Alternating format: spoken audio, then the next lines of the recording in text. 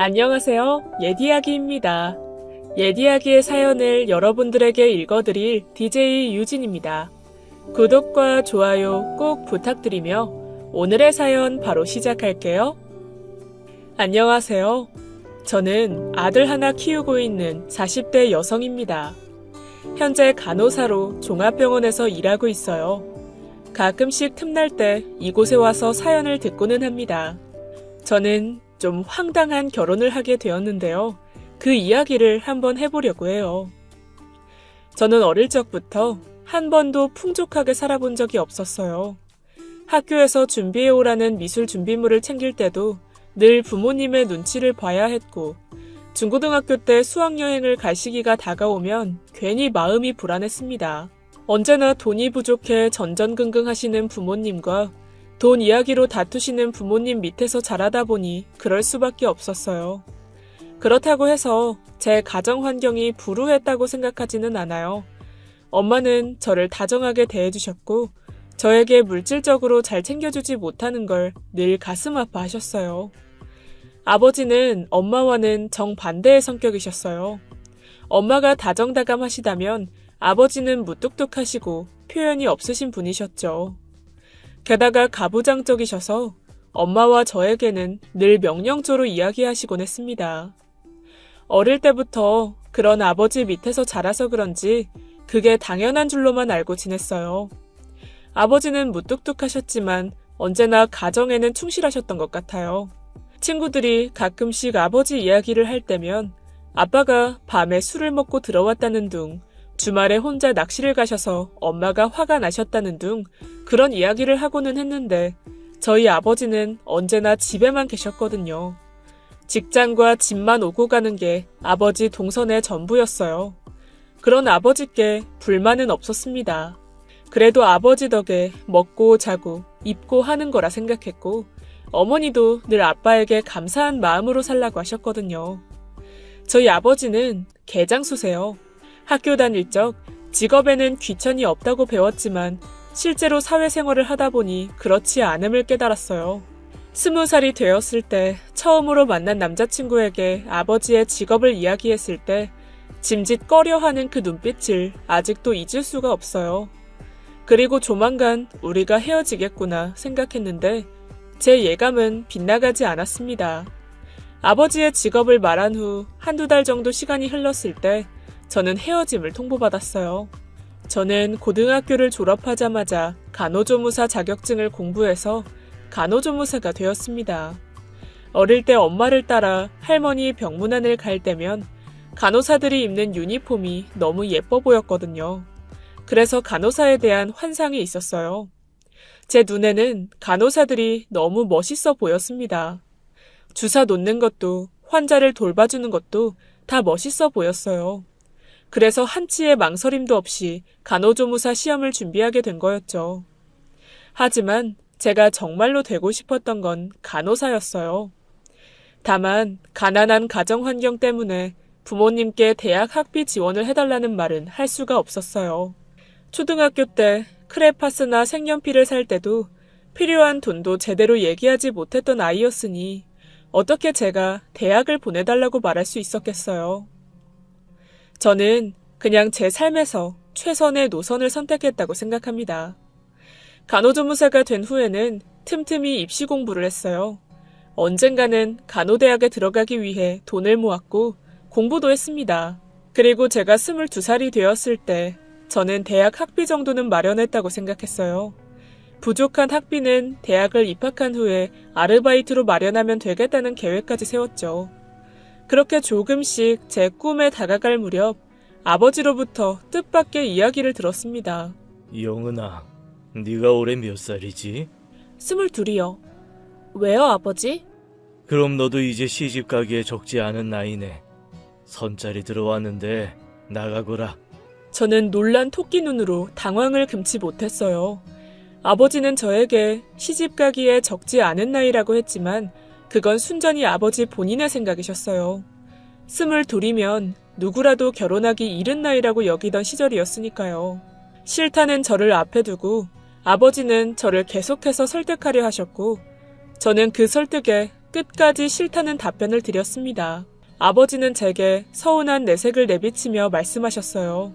나는 다 너 잘 되라고 하는 건데 너는 이제 돈 번다고 아버지 말도 안 듣는 거냐? 돈 버는 거랑 선 보는 거랑 무슨 상관이에요. 그냥 전 제가 하고 싶은 일이 있어서 그래요. 도대체 무슨 일인데 이 좋은 혼처를 거절하는 거냐? 저 입시 공부해서 간호대학에 들어갈 거예요, 아버지. 아버지는 제 이야기에 잠시 뜸을 들이시더니 알겠다고 하시고는 더 이상 선짜리 이야기를 하지 않으셨어요. 나중에 어머니를 통해 들어보니 아버지의 가까운 친척분이 아버지께 중매를 섰다고 하더군요. 그런데 그 집안이 엄청난 부자에 선볼 남자는 7급 공무원으로 안정적인 직업을 가진 남자라고 했습니다. 아버지는 제가 부잣집에 시집가서 편하게 살기를 바라셨어요. 어머니 말씀으로는 아버지께서 제게 못 먹이고 못 입히고 공부 못 시킨 걸 무척 마음에 담아두고 계신다고 하셨어요. 그래서 더 좋은 혼처에 저를 보내고 싶어 하는 것 같다고 말씀하셨어요. 아버지의 마음은 알겠지만 아직은 결혼이라는 게 저에게는 너무 이르다는 생각에 아버지를 찾아가 다시 말씀드렸어요. 아버지, 저 나중에 간호사 되고 나면 그때 다시 중매 서주세요. 지금은 결혼 생각이 없어요. 그래, 알았다. 내가 너무 성급했어. 너 하고 싶은 것도 있는 건데 너무 내 생각만 했다. 그렇게 이야기를 잘 마무리 짓고 저는 제가 하고 싶은 일에 집중했어요. 그리고 제가 세운 계획대로 차근차근 계획을 실행시켜 나갔죠. 저는 대학 입시 시험을 치르고 3년제 간호대학에 입학했습니다. 그리고 방학 때마다 아르바이트를 하며 대학 학비를 충당했어요. 지금 생각해봐도 참 열심히 산 것 같아요. 그리고 드디어 국가고시에 합격해서 간호사가 되었습니다. 국가고시를 합격한 날과 제가 간호사로서 첫 출근한 날은 제 인생에 있어서 최고의 날이었어요. 제가 간호사가 되니 누구보다 부모님이 좋아하셨고 특히 무뚝뚝하시던 아버지도 환히 웃음을 지으셨어요. 간호사 생활을 시작하며 병원 생활에 적응해 나가던 어느 날 아버지가 저를 방으로 부르셨습니다. 네가 올해로 27이지? 네, 아버지, 왜요? 또 선차리 얘기하시려는 건 아니죠? 왜? 아직도 결혼하기 싫으냐? 지금은 일이 더 좋아요. 아버지는 더 이상 선짜리 이야기를 하지 않으셨어요. 그런데 몇 달 후 일이 터졌습니다.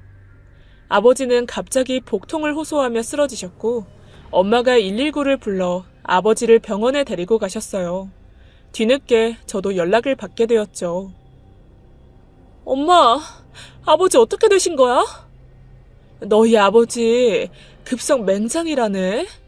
지금 수술 들어가셨어. 그랬구나. 수술 잘 되실 거야.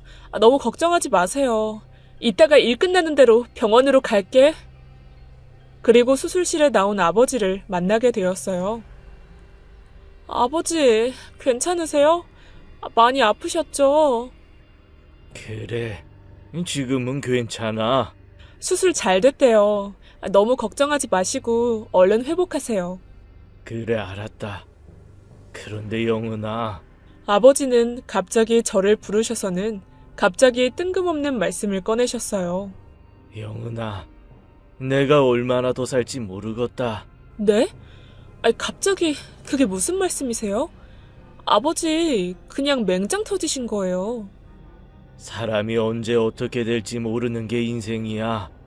그래서 말인데, 영훈이 너 선 봐서 일찍 시집 가는 게 어떻겠냐? 네? 갑자기 선이라뇨? 저 이제 일 시작한 지 얼마 되지도 않았고. 아버지 누워있는 거 보고도 너는 네 생각만 하냐?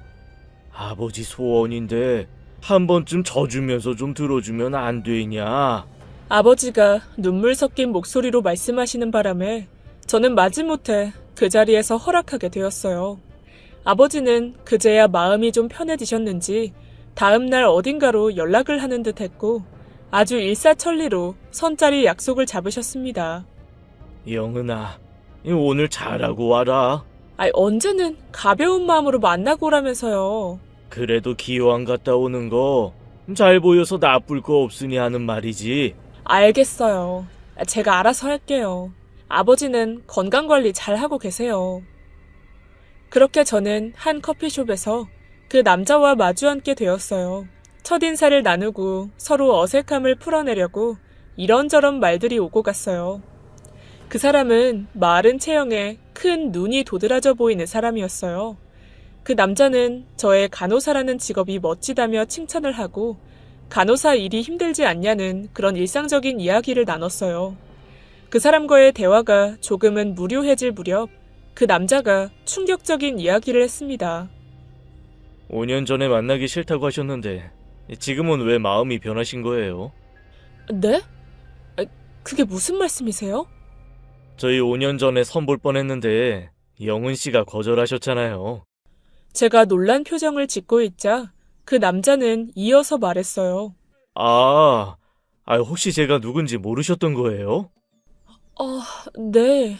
아버지께서 별 말씀 없으시길래 설마 같은 분일 줄은 몰랐어요. 혹시 제가 말 실수한 건 아닌지 모르겠네요. 아니에요. 그 남자에게 5년 전에 선보려고 했었던 거면 결혼할 마음이 있었다는 건데 왜 아직 결혼을 안 했냐고 물었어요. 사람 인연이 그렇게 쉽게 만나지는 게 아닌 것 같더라고요. 그런데 영은 씨는 좀 다른 것 같네요. 다음 주 주말에 혹시 같이 영화 보실래요? 그의 애프터 신청에 저는 예의상 한 번 더 그를 만나게 되었고 만나는 날마다 그는 꽃 한 송이와 함께 작은 선물을 들고 오곤 했어요. 핸드폰 고리나 립스틱을 선물해 줄 때도 있었고 7번째 만나는 날엔 목걸이를 선물로 주었습니다. 그리고 그는 저에게 정식으로 사귀자고 하더군요.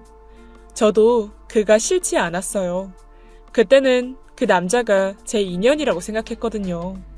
5년 전 저와 만나기로 했다가 선자리가 취소된 이후로는 어떤 여자와도 사귀지 않았다고 하더라고요. 그게 꼭 저를 만나기 위해 일이 그렇게 풀린 것처럼 느껴졌어요. 게다가 그의 적극적인 애정 공세에 넘어가기도 했고요. 그와의 연애 소식에 누구보다 좋아한 건 바로 저희 아버지셨어요. 마치 제가 약혼이라도 한 것처럼 기뻐하시더라고요. 연애 3개월이 지나가고 4개월 차에 접어들었을 무렵 남편이 시댁에 인사 한번 하는 게 어떻겠냐고 묻더군요. 우리 부모님이 자기 엄청 궁금해해. 이번 주에 시간 내서 우리 집에 한번 가자. 갑자기요? 갑자기라니. 선보고 만난 거면 결혼을 전제로 한 건데 3개월이나 만났으면 뭐 한 번 뵐 때도 됐지. 그런가? 알겠어요. 저는 어떤 선물을 좋아하실지 일주일 내내 고민하면서 한 주를 보냈고 결국엔 평범하게 화과자와 꽃다발을 준비했어요. 저는 긴장되는 마음으로 남자친구네 집으로 향했습니다. 남자친구네 집이 잘 산다는 이야기는 아버지의 친척분께 대충 듣기는 했는데 실제로 가보니까 위화감이 느껴질 정도였어요. 대문을 열고 들어가자마자 바닥부터 벽까지 온통 대리석으로 둘러져 있었고 집안을 온갖 조명들이 예쁘게 비추고 있었습니다. 태어나서 이렇게 멋지고 예쁜 집은 처음 와봐서 저는 입이 떡 벌어졌어요. 부모님께 인사드리러 가는 복도를 지났는데 아파트 안에 정원이 있는 집은 처음 보았어요. 집의 한켠에는 중정이 있었고 중정 안은 고급스러운 나무들과 꽃들이 심어져 있었습니다. 그 가운데 테이블이 놓여져 있었는데 그곳에 앉아 책도 읽고 커피도 마시는 걸 상상하니 절로 힐링이 될 것 같은 공간이었어요. 중정을 지나니 커다란 거실이 나왔고 그곳에 그의 부모님들이 앉아 계셨어요. 저를 맞이해주며 반갑게 인사해주시고는 저를 다이닝룸으로 안내해주셨습니다. 부잣집이라서 그런지 주방에 식탁이 놓인 게 아니라 따로 식사하는 장소가 있더군요. 모든 게 낯설고 신기했어요. 남자친구의 어머니는 저를 식탁에 앉히고는 식사를 담당하는 도우미분께 음식을 내오라고 했습니다. 계속 놀라움의 연속이었어요. 온갖 산의 진미가 식탁에 모두 차려진 듯 했습니다. 커다란 식탁에 채워진 많은 종류의 음식들을 앞에 두고 뭐부터 먹어야 할지 고민이 될 정도였죠. 영은 씨, 반가워요. 도진이한테 얘기 많이 들었어요. 뭘 좋아하는지 몰라서 이것저것 준비해봤는데 마음에 들진 모르겠네. 고맙습니다. 음식 준비하시느라고 힘드셨겠어요. 아니에요. 그래도 정성이 담겼으니까 맛있게 식사해요. 네, 그럼 잘 먹겠습니다. 남자친구는 그의 부모님 앞에서 제 자랑을 늘어놓았고 저는 남자친구의 장점을 부각시키며 이야기를 이끌어 갔습니다. 분위기는 정말 화기애애했어요. 이런 분들이 시댁 식구들이면 정말 좋겠구나 라는 생각이 절로 들었죠. 극진한 대접에 기분 좋은 하루를 보냈고 그날 이후 어쩐지 남자친구는 결혼 이야기를 더 자주 입에 올리곤 했어요. 그 후로 속전속결로 결혼이 진행되어 저는 그의 아내가 되었습니다. 친구들은 저를 무척이나 부러워했어요. 주변 친구들은 모두 4년제 대학에 나오고 좋은 직장에서 일을 하는데 저만큼 시집을 잘 간 친구는 한 명도 없었습니다. 솔직히 뒤늦게 3년제 대학을 나와서 간호사가 된 저에게 부잣집에 시집 갔다는 사실이 저도 믿기지가 않았어요. 아버지는 제가 결혼까지 꼴이 나게 되자 로또라도 당첨된 듯이 무척이나 기뻐하셨죠. 엄마도 내심 좋아하시는 것 같았습니다. 엄마는 제 결혼 사진을 액자에 넣어 거실 한켠에 놓아두셨어요. 결혼을 하고는 시댁에 들어가서 살게 되었어요. 시어머니는 저희 부부에게 1년 후에 전세 만기되는 아파트에 들어가 살라며 1년 동안은 함께 합가해서 지내자고 하셨습니다. 고작 1년이니 크게 문제될 건 없다고 생각했어요. 그리고 그 1년 사이에 엄청난 일이 생겼습니다. 1년이 2년이 되고 2년이 3년이 되는 사건이 일어났어요. 결혼한 지 6개월 정도 흘렀을 무렵 남편이 어딘지 모르게 살이 더 빠지는 듯 했습니다. 나름 좋은 식단에 영양가 있게 식사를 차려주고 있는데도 남편은 계속 말라가고 있었어요. 여보, 어디 안 좋아요? 아니야. 그냥 요새 계속 피곤하고 몸도 여기저기 쑤시네. 당신 병원이라도 가봐야 하는 거 아니에요? 안 그래도 대학병원에 예약해놨어. 잘했네요. 진료일이 언제래요? 저도 같이 가요. 그리고 2주 정도 후에 저는 남편과 병원에 가게 됐어요. 의사는 엑스레이 찍은 사진과 피 검사를 보더니 좀 더 정밀한 검사를 해보자고 하더군요. 그리고 이런저런 검사를 여러 개 하게 되었어요. 그리고 검사 결과가 나오는 날에 다시 병원을 찾았습니다. 암입니다. 아무래도 대장암이 재발하신 것 같네요. 재발이라뇨? 1년 전에 완치 판정 받으셨는데 다시 전이가 된 것 같아요. 그럼 다시 항암 치료 시작해야 하나요?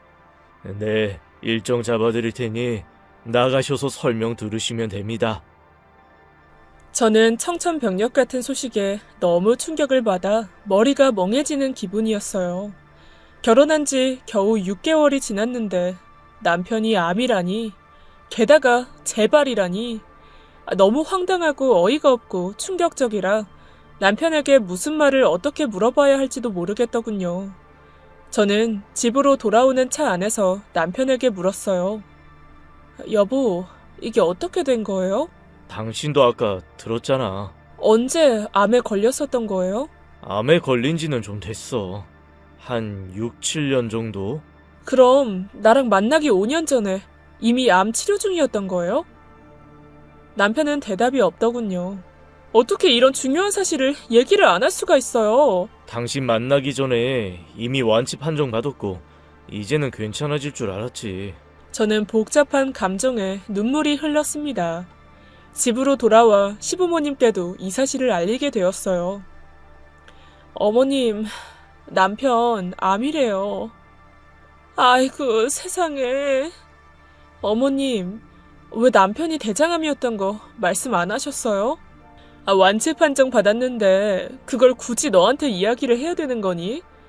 그리고 지금 네 남편이 암에 걸렸다는데 너는 지금 그게 중요해? 네 남편도 충격이 컸을 텐데 옆에서 위로는 못 해줄 망정. 어머님, 그런 얘기가 아니잖아요. 너 설마 이제 와서 잘잘못 따져가면서 이혼을 한 해 만에 하는 건 아니지? 네? 부부라는 건 이럴 때일수록 서로 위해주고 챙겨줘야 하는 거야. 네가 간호사니까 네 남편 좀 잘 챙겨라. 필요하면 영양제도 놔주고 그래. 저는 그날로 휴직을 하고 남편의 병수발을 하게 되었어요.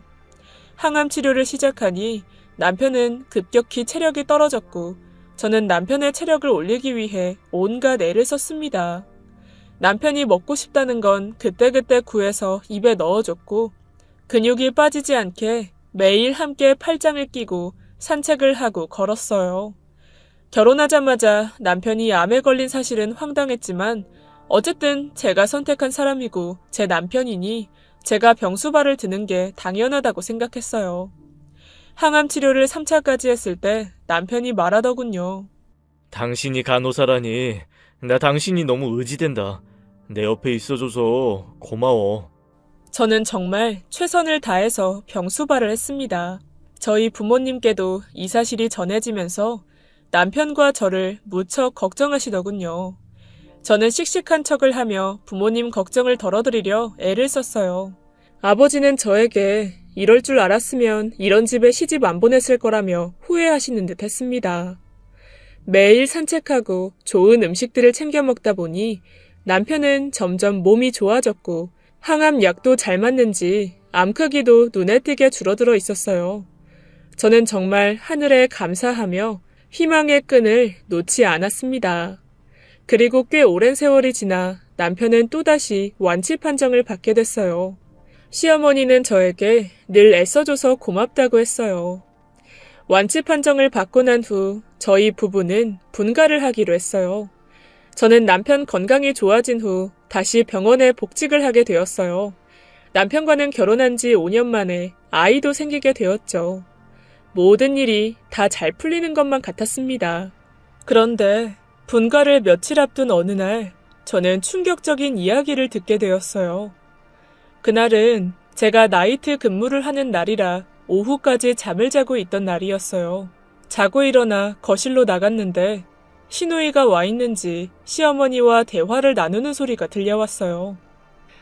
진짜 새언니가 있어서 다행이야. 안 그러면 엄마랑 내가 오빠 병수발 다 들었어야 되는 거잖아. 그러게 며느리 자리에 욕심 내려놓고 그 집안에 혼사 넣길 잘했지 뭐. 솔직히 우리끼리 하는 얘기지만 처음 암 발병했을 때 네 오빠가 좀 심각했니? 병수발 들어주고 대 이어줄 며느리 없을까봐 우리가 얼마나 걱정했어. 다행히 약발이 잘 들어서 완치 판정까지 받아서 다행이지. 그러니까. 그리고 오빠 재발하기 전에 세연이랑 결혼해서 천만 다행이다. 응? 너희 오빠 재발하고 나서 결혼한 거야. 그게 무슨 소리야? 재발한 거 알고 결혼 서두른 거라고. 그동안 계속 검사로 추적 관찰하고 있었는데 결국 암이 커졌지 뭐. 갑자기 전이까지 되고. 아니 그럼 알면서도 세연이랑 결혼을 시킨 거야? 그럼 뭐 별 수 있니? 우리 3대 독자 집안에 대는 이어야 될 거 아니야. 덤으로 병수발까지 해주면 더 좋고. 어머님, 지금 그게 무슨 말씀이세요? 어머, 너 오늘 출근 안 했니? 지금 그게 무슨 말씀이시냐고요? 얘가 어디서 이렇게 목소리를 높여? 시어미 앞에서 버릇없이? 어머니랑 그이 다 알면서도 저랑 결혼시키신 거예요? 아니, 우리도 어쩔 수 없었어, 얘. 어떻게 이런 걸 속이실 수가 있어요? 이거 따지고 보면 사기 결혼이에요. 진정 좀 해라. 어차피 일은 저질러졌고 지금 결국 다 잘 됐는데 뭐가 문제야. 너 그렇게 언성 높이면 애한테도 안 좋아. 그래요, 새언니. 진정하세요. 저는 출근 시간 때문에 어쩔 수 없이 시어머니와 언쟁을 마치지 못하고 나와야 했어요. 그리고 다음 날 퇴근한 후에 남편과 이야기를 나눌 수 있었습니다. 당신 암 재발한 거 알면서도 나랑 결혼한 이유가 뭐야? 영훈아, 먼저 사과부터 할게. 암 재발한 거 알면서도 네가 너무 좋아서 그랬어. 이기적인 줄 알면서도 결혼 밀어붙였고. 사랑이었다고? 그냥 당신 곁에서 돌봐줄 의료진이 필요했던 건 아니고? 넌 무슨 말을 그렇게 하냐? 지금 네 뱃속의 아기가 우리 사랑의 증거야. 물론 내가 너한테 잘못한 건 맞아. 그래서 정말 미안하게 생각해. 그래서 당신이 아기 낳아주면 주려고 했던 출산 선물인데 지금 줄게. 이게 뭐야? 이거 내 거 상가 건물인데 자기 앞으로 명의 이전했어. 아이 제발 화 풀어. 남편은 상가 건물을 내밀며 제 화를 풀려고 했어요. 그리고 저는 마지못해 그의 사과를 받아들였습니다. 어차피 이제 와서 엎질러진 물을 되돌릴 수도 없는 일이었으니까요. 저는 저 혼자만 용서하고 넘어가면 예전처럼 우리 가족이 잘 지낼 수 있을 거라고 생각했어요. 하지만 그렇지 않았습니다. 출산을 하고 아기를 키우면서 정말 좋았어요. 새로운 행복이 찾아온 것만 같았어요. 남편도 아기를 보며 안정감을 느끼고 삶의 행복을 느끼더군요. 그런데 아이가 5살이 되었을 때 이번에는 제가 암에 걸리고 말았어요. 결혼하자마자 남편의 병수발을 하며 스트레스를 받아서인지 쉴 틈 없이 일을 해서 그런 건지 제 몸을 돌보지 못한 죄로 유방암 판정을 받았습니다. 건강검진을 하다가 우연히 알게 된 것이었죠. 처음 유방암 판정을 받고 남편에게 이 사실을 알리자 남편은 놀란 건지 슬픈 건지 알 수 없는 표정을 지었어요. 치료받으면 괜찮아질 거야. 그럼 나 잘 이겨낼 수 있어. 준우는 걱정 마. 내가 잘 돌볼게. 자기는 치료에 전념해. 어머님께는 내가 오늘 얘기할게. 그리고 시어머니께 이 사실을 알렸습니다. 어머님, 저 유방암이래요. 시어머니는 한참 말이 없으시길래 충격을 받으셔서 그런가 보다 하고 있었어요. 그런데 잠시 후 시어머니께서 말씀하시더군요. 그럼 준우애비 밥은? 네? 너 암치료 들어가면 준우애비 식단이랑 준우는 누가 보니? 네가 그동안 암에 좋은 음식들로 잘 차려줬었는데 이제 너 없으면 준우애비 식단은 누가 짜나? 어머님, 지금 제가 암에 걸렸는데 준우 아빠 밥 걱정을 하시는 거예요?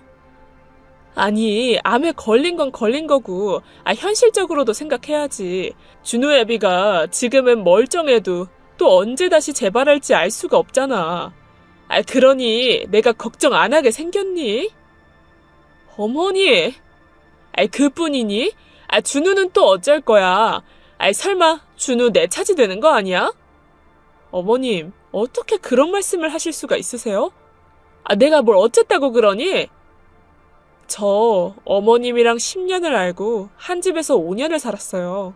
아무리 며느리는 남이라지만 어떻게 이렇게 매정하실 수가 있어요? 누가 매정하다고 이 난리야.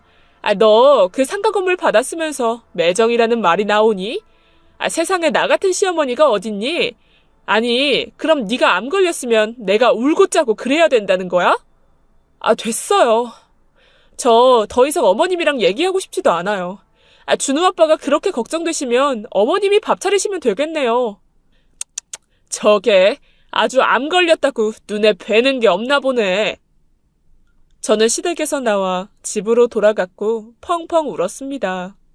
나중에 울고 나니 저런 인간 이하의 사람 때문에 울고 스트레스 받고 있는 제 자신이 한심하게 느껴질 정도였어요. 그런 생각이 든 이후로는 시댁 식구들은 모르는 사람들이다 생각하고 최대한 생각하지 않으려고 애를 썼죠. 저는 제 주변을 정리하고 치료에 들어갔어요. 그런데 치료에 들어가고 나니 너무나 서운한 건 바로 남편의 태도였습니다. 1차 치료를 받았을 때는 그래도 옆에 붙어서 이것저것 챙겨주던 남편이 3차 치료에 들어갈 쯤엔 집에도 늦게 들어오고 심지어는 안 들어오는 날도 생기더군요. 여보, 어제는 왜 집에 안 들어온 거야? 지금까지 이런 적 없었잖아. 남자가 사회생활 하다 보면 그럴 수 있는 거지.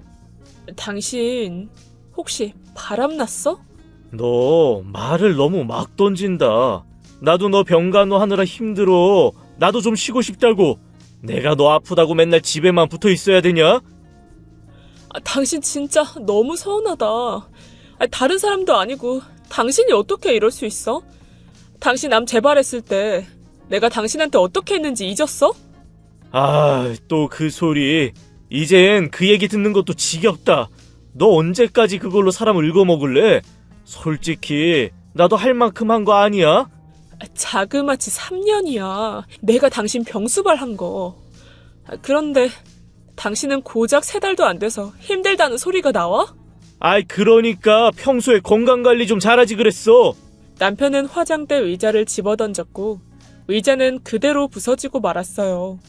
그리고 남편은 쾅 소리를 내며 집 밖으로 나가더군요.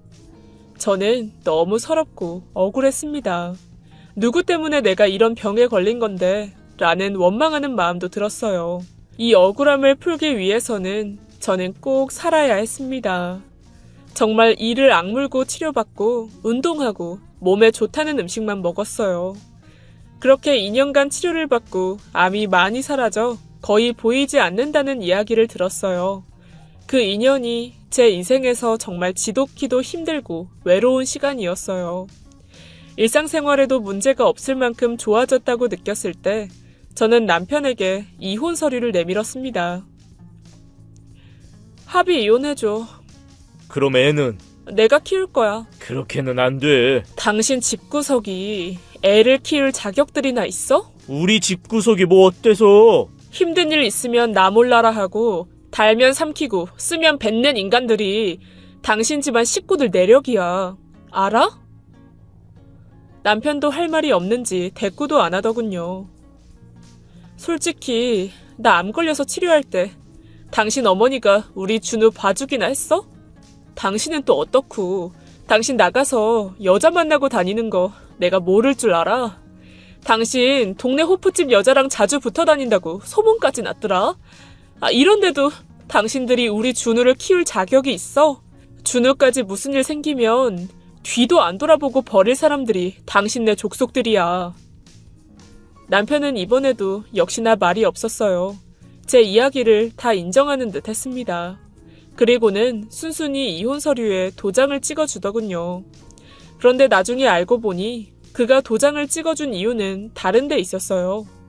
알고 보니 그 호프집 이혼녀가 그 사람의 아이를 임신했고 그녀와의 재혼을 위해 저와 헤어지기로 마음을 먹은 거였어요. 역시나 그 인간 본성은 여전하더라고요. 저는 병들고 쓸모없는 인간이라 생각했고 그 호프집 이혼녀는 건강하니 그녀와 붙어먹을 생각인 모양이었어요. 다행히 그 덕분에 저는 아주 수월하게 이혼을 했습니다. 이혼 과정에서 시어머니는 상가 건물을 다시 내놓으라며 헛소리를 해대셨지만 제가 그래줄 이유는 전혀 없었어요. 그렇게 저는 상가 건물에서 나오는 월세로 아이를 키우며 살았어요.